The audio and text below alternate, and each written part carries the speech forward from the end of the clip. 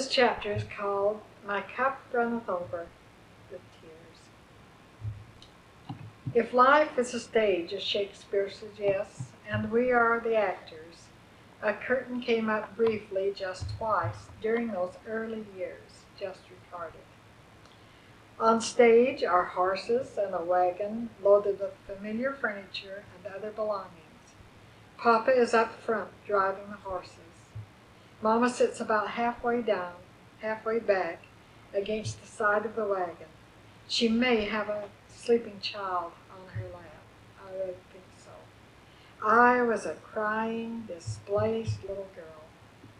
Mama said in a tired voice, "Why don't you go over on that red quilt and take a nap?"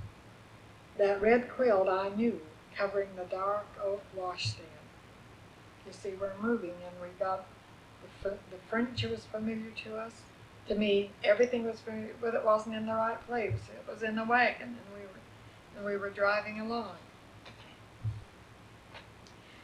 And so I knew that quilt, and it was on the dark oak washstand, and I went for it like a security blanket, and the curtain comes down. I must have been about 4 years old that summer when I went with Mama and Papa in Grandpa's one-horse buggy to the Sunday school outing. We drove down to Bear River, crossed the bridge, vintage 1908, and joined the Ward people in a grove of willow trees on the west bank of the river. Stumps of those willow trees can still be seen in the water to the right of the present bridge, where once similar trees offered shade for that Sunday school outing. There weren't very many shade trees in Newton yet. I was put down in the midst of people, horses, buggies, all in an unfamiliar place. I was an unhappy child, fussing and crying as I walked around with Mama and Papa greeting the people. "Oh, look, DeFonda," said Mama, brightening. "There's Aunt Lucy playing with the children. Why don't you run over and play with them?" I did. Aunt Lucy was aunt to all the children in town, as all passed through her kindergarten class, both in Sunday school and primary. We loved her. She belonged to us. We loved her stories, her song, and her singing games. Right now, I can remember the game that we played and sang that day, if I could just sing it. My voice is about gone tonight.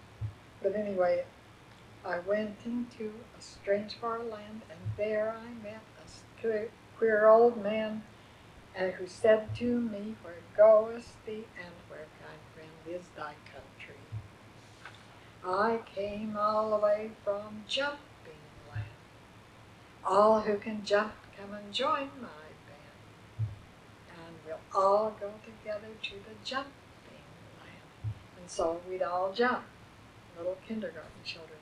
And the next verse was a clapping land, and the next verse was a dancing land, and so on. I'll never forget that. It's tough for a little child to have to learn that good things may not last, even things you have considered to be your right forever. I had a hard lesson to learn that afternoon. At the end of that song, Aunt Lucy just turned and left us without a word. We, or at least I, just stood in unbelief and watched her go, and the tears came again. The only relationship I had with Aunt Lucy was in the little vestry classroom in the meeting house, and when the bell rang, we put on our coats, and she helped us, and we climbed the stairs to the big room, and she helped us go up the stairs. And in the big room, we sang a hymn and listened to the prayer and found our parents and went home. On this day, down in the outing, there was no ceremony, no goodbye, no explanation.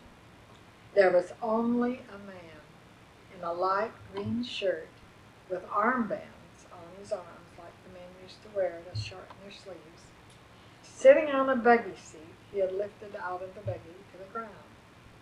Aunt Lucy just walked over him and sat down on that buggy seat.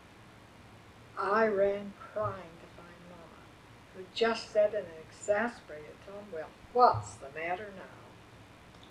I didn't know what was the matter. I couldn't tell. I had a hurt that couldn't be bandaged. I wasn't ready to share Aunt Lucy, and that man with that light green shirt was a cloud covering my sun. As I write, I can still feel that hurt. Well, the day had just begun. My eyes were dried and became part of the crowd again. I think we had a picnic lunch, and then I faced another and more frightening crisis. My screams brought life to a momentary stand down in that grove. I was face to face with two beings from another world. Two-legged they were, but they had white faces, chalk white, unhuman eyes and mouth and garish clothes. They looked down at me and laughed, and I was paralyzed with fear. Mama said to Papa, Amos, let's take this girl home. And they did, to the peace and security of Grandma's big rock home. I may have had a nap, I don't know, but the next thing I remember was going with Berta out the front gate, across the bridge of the big ditch, and sitting down in a patch of wild herbs that grew on the bank of the stream. And there we pulled those sweet-smelling leaves. We were also next to the road that led into town. A scruffing sound behind us attracted our attention.